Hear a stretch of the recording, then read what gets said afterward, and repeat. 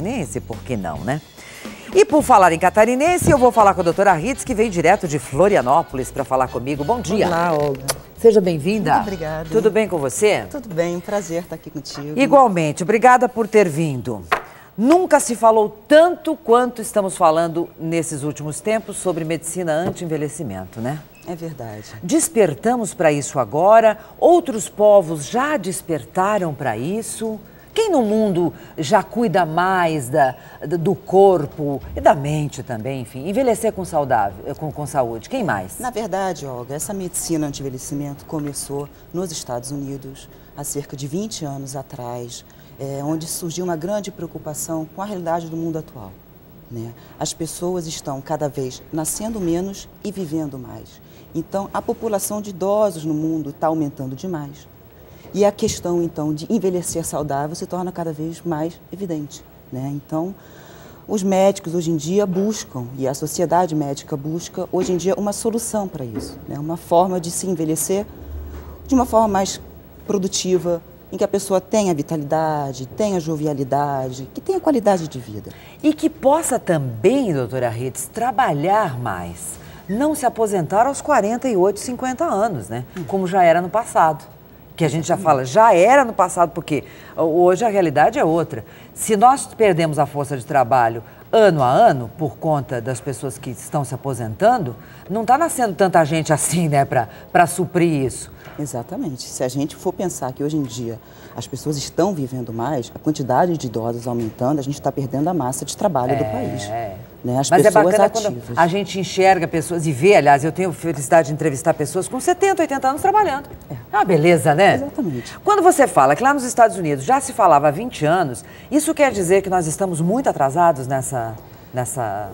Para você ter uma ideia, essa especialidade, medicina anti-envelhecimento, não é reconhecida como especialidade médica no Brasil ainda, né? Então você vê que os sistemas de saúde do Brasil e do mundo, no geral, ainda não tiveram essa percepção de que a prevenção é muito melhor do que você deixar a pessoa ter a doença para depois você tratar. Estamos falando aqui em relação a custos mesmo, né? O sistema de saúde do mundo inteiro vão falir se essa realidade, essa visão não se tornar uma coisa disseminada para o mundo inteiro. Então, se estivesse, por exemplo, num SUS, né?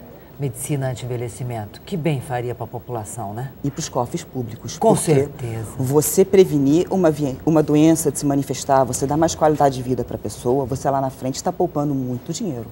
De manter essa pessoa periodicamente consultando um médico, tomando milhões de remédios, precisando fazer exames. O custo disso é muito alto. Basicamente, a prevenção é mais barata do que depois você esperar a doença se manifestar para tratar ela.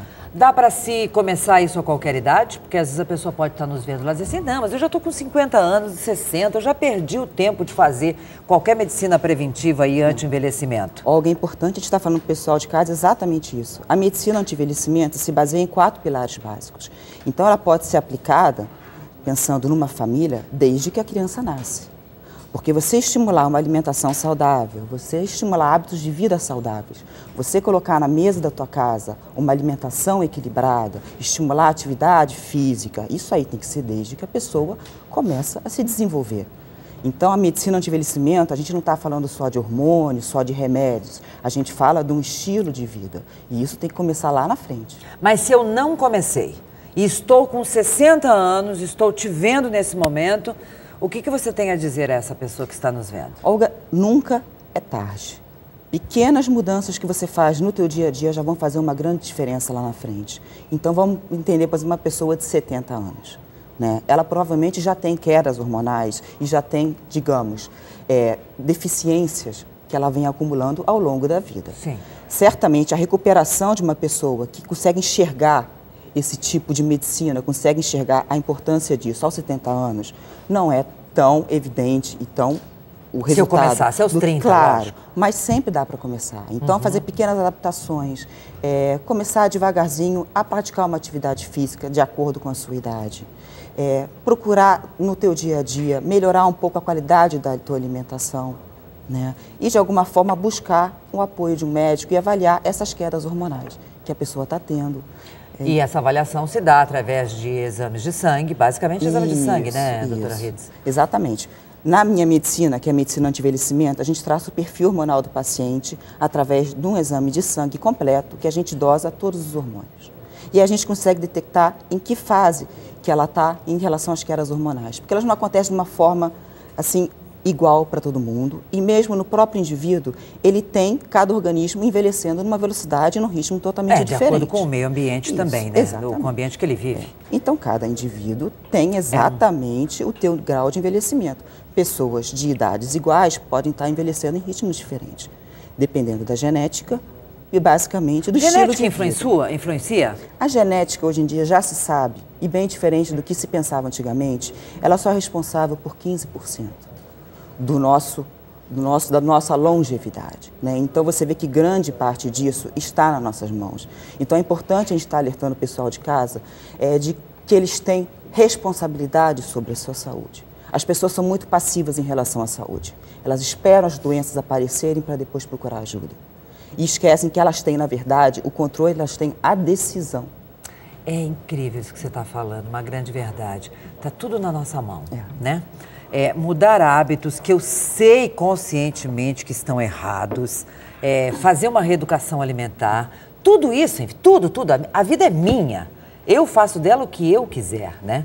E aí, às vezes, a gente fica protelando, né? Exatamente. Protelando de colocar uma malha, um tênis, atravessar a rua e andar no parque, não é mesmo? Exatamente. É muito doido isso. E vocês médicos falam muito disso. Uma simples caminhada pode fazer toda a diferença. E a gente consegue pensar exatamente num exemplo, jogando, por exemplo, vamos supor que o nosso corpo seja um carro, tá? E que a gente tem aquela quilometragem para rodar.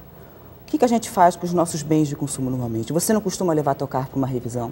Todo ano, pelo menos uma vez por ano, né? Ou você espera ele parar no meio da rua para procurar ajuda? Por que com o nosso corpo a gente não consegue pensar da mesma forma?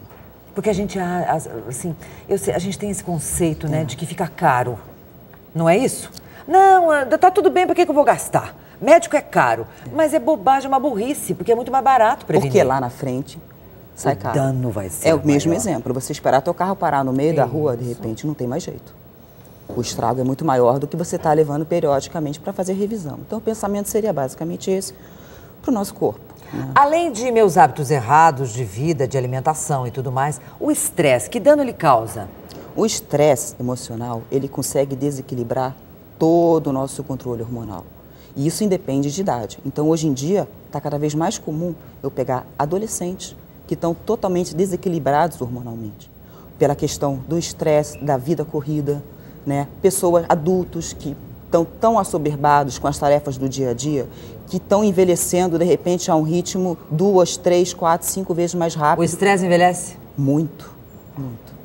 O estresse envelhece de uma forma tão absurda. Se as pessoas tivessem noção disso, elas se preocupariam um pouco mais de buscar momentos de lazer, uma válvula de escape para esse estresse, né? As pessoas, elas não costumam se preocupar com isso. De separar um horário do dia para si mesmos, né? Então, a atividade física seria um exemplo disso. É uma forma de você liberar o estresse. Então, praticar uma atividade física diária, de forma regular, já ameniza muito o estresse que nós, invariavelmente, estamos expostos no dia a dia. Pois é, porque é difícil viver sem estresse. Como é que a gente vai viver sem estresse numa cidade como São Paulo? Hoje já está a 100 e poucos quilômetros aí de congestionamento. Ou, se você não se programou ontem para o compromisso de hoje, sair, às vezes, 2 horas antes de casa, 2 horas e meia ou 3, você vai se estressar fatalmente. Se você for um pouco desorganizado em horário, você está morto, né? E aí vem a chuva, vem a enchente, vem uma série de coisas. E aí a pressão no trabalho, para os resultados, o chefe na sua cabeça para você dar resultado, isso em todas as áreas, porque a pressão hoje é em todas as áreas. Não estou falando de TV, não. Aqui a gente não tem pressão, graças a Deus. A gente vive aqui, aqui não tem estresse, aqui é uma beleza, né, Celinha? Graças a Deus. Essa casa é maravilhosa para a gente trabalhar. E aí hoje eu percebo que é não fazer televisão com estresse. E é maravilhoso. Mas, enfim, nós temos tantas profissões estressantes. Médico mesmo. Médico é estressante. Médico num pronto-socorro. Mas, Olga, os médicos, eu acho que atualmente é um grupo de pessoas muito doentes. É verdade. Pelo estresse do dia a dia, a gente vê os médicos, às vezes, eles tentam curar os pacientes e eles, às vezes, são os próprios doentes. O estresse mata, mas os médicos também estão morrendo feito loucos, né? Então, você vê que é uma realidade que afeta qualquer pessoa, desde o médico até o paciente, né? A gente tem que, de alguma forma, buscar uma solução. Porque estamos envelhecendo e estamos envelhecendo mal. Mal, isso que é o pior. Mal. Mal. Obesos. Isso. O que a gente vai fazer com essa epidemia de gordura que está aí, de obesidade? Brasileiro já não fica mais falando de americano, não, porque já chegamos junto. E aí?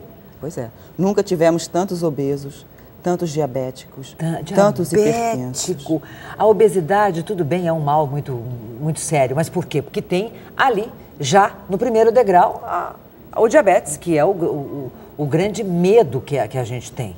Mas para isso tudo, precisa de atitude. É. E não vamos esquecer também que a gente está falando só de doenças físicas, Olga. Isso. Tem é as importante mentais? a gente pensar, por exemplo, como é que essas pessoas estão dormindo hoje em dia. Com essa qualidade de vida que nós estamos tendo, essa vida atribulada, cheia de compromissos, cheia de tarefas, as pessoas não têm mais qualidade de sono. Então é um ciclo vicioso. A pessoa dorme mal, ela acorda cansada, ela não evolui e não produz tanto no trabalho, já não tem energia para praticar uma atividade física, já está mais estressada, come mal, aí chega em casa, dorme mal. E isso é um ciclo que vai piorando. Então a gente tem que, de alguma forma, romper isso. E quem dorme só com remédio? Pois é, olha que grande problema que é. Você mostra que essa pessoa, de alguma forma, já está desequilibrada, né? Então, falando das situações mentais aí, a qualidade do sono que vem perdendo em quantidade e em qualidade ao longo do tempo, e doenças mentais também. Quantas pessoas estão hoje em dia depressivas, né? Sofrendo de problemas emocionais que, às vezes, basicamente, estão relacionados ao tipo e ao estilo de vida que essas pessoas estão levando. Há uma falta de uma atividade física, há uma alimentação totalmente desequilibrada. Então, é um conjunto de fatores. A gente não pode culpar só uma atividade física que está inadequada, ou uma alimentação inadequada, ou uma vida muito estressante. É um conjunto de fatores que levam a essa epidemia de doenças que a gente vê hoje em dia. Você trabalha com reposição hormonal bioidêntica. Isso. De que forma isso se dá? Com injeções, com comprimidos, depois de feitos os exames de sangue, tudo, Como que isso se dá? Isso. Eu até trouxe aqui um exemplo. A reposição hormonal bioidêntica